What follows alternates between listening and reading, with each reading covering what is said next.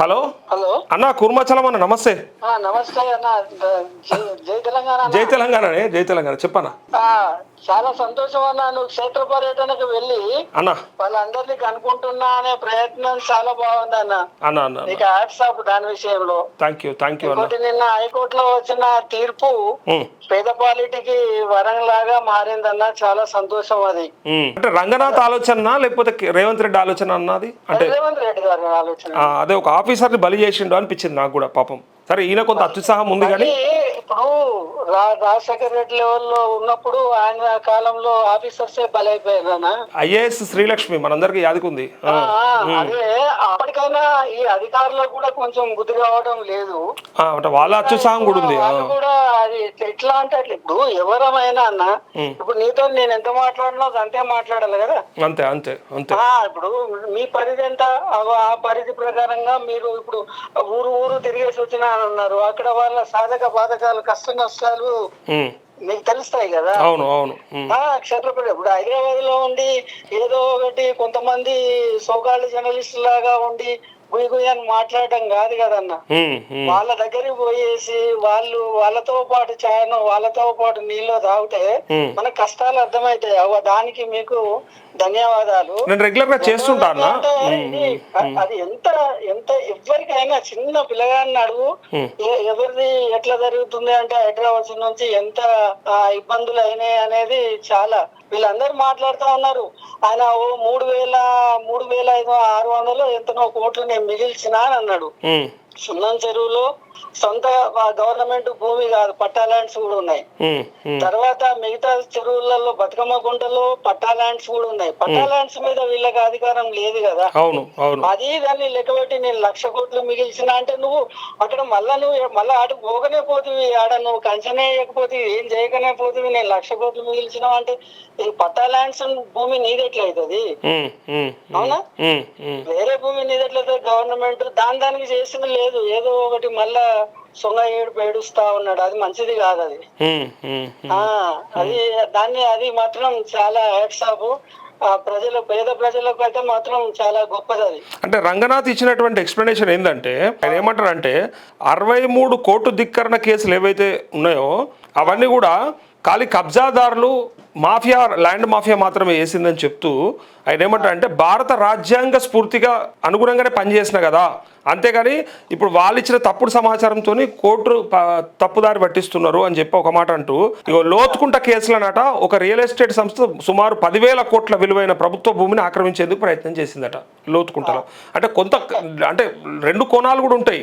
ఇప్పుడు నాణ్యానికి 2 వైపులు ఉంటుంది. అయితే ఆ సంస్థ అనుమతులు లేకుండా వారసత్వ శిలా నిర్మాణాలను పేల్చివేయడంతో పాటు వందలాది చెట్లను నరికివేసిందని ఆరోపించారు. సేవ్ ది రాక్స్ సొసైటీ పర్యావరణవేత్తలు స్థానిక ప్రజల ఫిర్యాదుల ఆధారంగానే హైడ్రా చర్యలు చేపట్టిందని చెప్తూ ఆ బిల్డర్ 120 ఎకరాల ప్రభుత్వ భూమిని ఆక్రమించి అనంతరం తనపైనే కోర్టు ధిక్కరణ కేసు వేసిందని పేర్కొన్నారు. ఇట్లా చాలా ఉదాహరణలు ఉన్నాయని చెప్పుకుంటున్నారు. అన్ని తప్పన్న, అవన్నీ ఆయన చెప్పిన అన్ని తప్పు. కోర్టు అంటే ఇక వేరే వాళ్ళ దగ్గర పోతారు. ఇప్పుడు నేను ఒట్లాడుకుంటే లాస్ట్ పోయేది కోర్టే కదా. కరెక్టే, కానీ మరి గుడ్డి దెబ్బగా పేపర్లను చూసి చేయదు కదా. అదే కరెక్టే, కానీ ఇప్పుడు ఆయన ఏమంటారంటే చెరువులు, పార్కులు, ప్రభుత్వ భూములను రక్షించడం భారత రాజ్యాంగంలోని ఆర్టికల్ 21, ఆర్టికల్ 48A స్ఫూర్తికి అనుగుణం. అదే దాంట్లో నువ్వు చెప్పిన రాజ్యాంగంలో పేజీ నెంబర్ 3 ఉంటది. ఏముంటదో తెలుసా? ఫస్ట్ దానికి పర్మిషన్ ఇచ్చినోడు నువ్వు ఒక ఇప్పుడు ఎవరైనా, అప్పుడు రెవెన్యూ ఆఫీసర్లు అయినా వేరే వాళ్ళు ఎవరైనా కూడా ఇది చెరువులో ఉన్నదాన్ని కన్ఫర్మ్ అవ్వడానికి ముందు దాన్ని ఎవరు వీళ్ళకి అలాట్ చేశారు, వాళ్ళని ముందు బోన్ లో నిలబెట్టాలి. వాళ్ళ మీద అదే ఈయన హైకోర్టుకు కేసులో వేసేసి ఇగో ఈయన ఈ భూమిలో ఇది ల్యాండ్, ఈ ల్యాండ్ చెరువు, ఈ చెరువులో ఈయన ఇచ్చిండని ఈ రంగనాథ్ పోయి కోర్టులో కేసేస్తే అప్పుడు అధికారిది తప్పు అవుతుంది, అధికారితో పాటు ఆ ప్రజలది తప్పు అవుతుంది. నువ్వు అధికారిని దోషి చేయకుండా దానికి ఎవరైతే వాళ్ళకు పర్మిషన్స్ ఇస్తారో ఆ 4 డిపార్ట్మెంట్లను నువ్వు దోషులు చేయకుండా నువ్వు డైరెక్ట్ పోతేనే నీకు ఇప్పుడు దెబ్బ తగిలింది. ఎట్లా ఆయన వెంటనే దూకడం కాకుండా ఫస్ట్ అందరినీ కన్ఫర్మ్ లో తీసుకొని ఎవరు ఏ అధికారులు ఇచ్చారు, ఎన్ని చేతులు మారినాయి ఏంది అని దాన్ని హోంవర్క్ చేసి ఫస్ట్ అధికారుల మీద ఆయననే కోర్టులో కేసు వేయాలి ఒక అధికారిగా. ఎందుకంటే ఆయన ఆయన చేతి నుండి ఏం పడవు కదా డబ్బులు. ఇక వీళ్ళు తప్పు, ఇది చెరువులో ఉంది, వీళ్ళు తప్పు పర్మిషన్ ఇచ్చిండ్రని వాళ్ళని చేస్తే పబ్లిక్ అందరూ కూడా అరే ఆ అధికారినే చేసిండ్రు, ఆ అధికారితో పాటు మాకు కూడా వచ్చింది అని నెక్స్ట్ అధికారులు భయపడతారు, ప్రజలు భయపడతారు.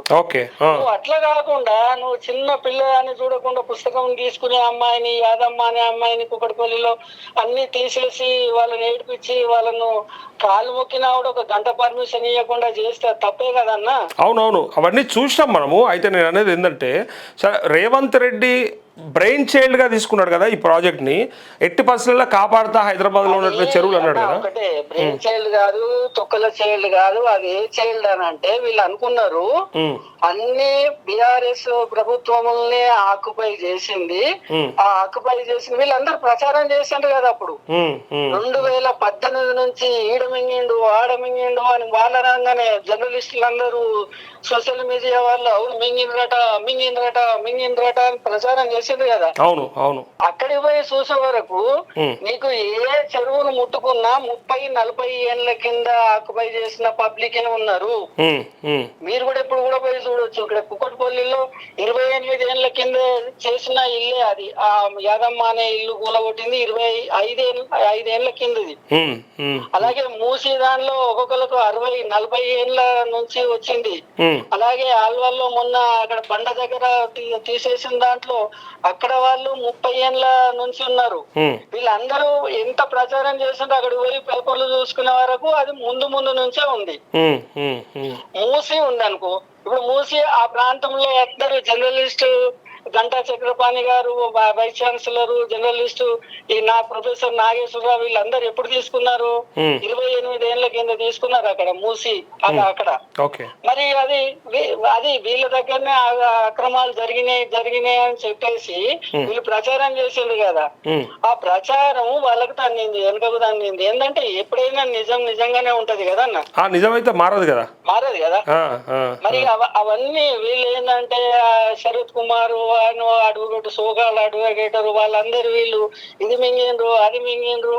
లాస్ట్ కి ఏంటిది ఓ బ్రిడ్జి కట్టిండ్రు అనుకో అన్న. ఆ బ్రిడ్జి కడితే ఇప్పుడు ఆఫీస్ బెడ్ బ్రిడ్జి కట్టిండ్రు. ఆ బ్రిడ్జి కింద మామూలుగా రోడ్డు కడితే దాని కింద 750 ఎకరాల భూమి మింగేసిండు అని అంటారు. బ్రిడ్జి కట్టిండా లేదా? అయితే ఇప్పుడే ఒక బ్రేకింగ్ న్యూస్ వచ్చింది. హైడ్రా అంశంలో వెనక్కి తగ్గని రేవంత్ రెడ్డి ఎలాగైనా రంగనాథ్ ను కొనసాగించే యోచనలో కాంగ్రెస్ ప్రభుత్వం రంగనాథ్ కోర్టు ధిక్కరణకు పాల్పడ్డాడని పదవి నుండి తొలగించాలని ఆదేశాలు జారీ చేసిన హైకోర్టు. అయితే దీంతో హైడ్రా తన బ్రెయిన్ చైల్డ్ ను చెప్పుకున్న రేవంత్ రెడ్డి పరువు పోవడంతో తిరిగి రంగనాథ్ ని అదే పదవిలో కొనసాగించాలనే ఆలోచనలో ప్రభుత్వం. అవసరమయ్యే అంశాలపై న్యాయ నిపుణులతో ప్రధాన కార్యదర్శి చర్చలు, అధికారుల నియామకం, ప్రభుత్వం పరిధిలోని అంశం. అదే అధికారుల అదే చెప్పడం 5 నిమిషాలు వీళ్ళ వాదన నడవదు. అదే అంటే ప్రభుత్వ పరిధి అంశం కదా. ఎందుకంటే 63 ఆర్డర్ ఫస్ట్ ఆయన క్లారిఫికేషన్ ఇవ్వాలి కదన్నా. ఇప్పుడు జడ్జికు క్లారిఫికేషన్ ఇవ్వకుండా 63 అవాయిడ్ చేసేస్తే ఎవడు మెచ్చుకుంటాడు చెప్పండి కదా. ఆయన ఒక కేసుకే అట్లా చేయలేదు కదా జడ్జి గారు, ఒక కేసుకే ఆయన అది చేయలేదు కదా. మరి 63 సార్లు నువ్వు వాళ్ళ కోర్టు ధిక్కరణ చేసినప్పుడు వాళ్ళు ఎట్లా ఊరుకుంటారు? అంటే ఇప్పుడు ప్రభుత్వమే మాకు కంపల్సరీగా ప్రజల్ని అది ఇది దాన్ని చేయాలి, తర్వాత బిల్డర్లను బెదిరించాలి, వసూలు చేయాలి. ఈ రంగనాథ్ లేకపోతే మళ్ళీ కొత్తోడు వచ్చి వార్డు సిటీల వరకు ఎంతో అవుతుంది, మళ్ళీ వీళ్ళకి వసూలు తగ్గుతుంది కదా నెలకు అక్కడ సంతులు మోయడానికి. దాని వల్ల కోర్టుకి పోతున్నారు అనమాట. అది ఎట్లా గెలుస్తుంది, ఎట్లా ఉంటది? ఓకే అన్న, ఓకే కుర్మాచలం అన్న, జై తెలంగాణ. థ్యాంక్ యూ, జై తెలంగాణ.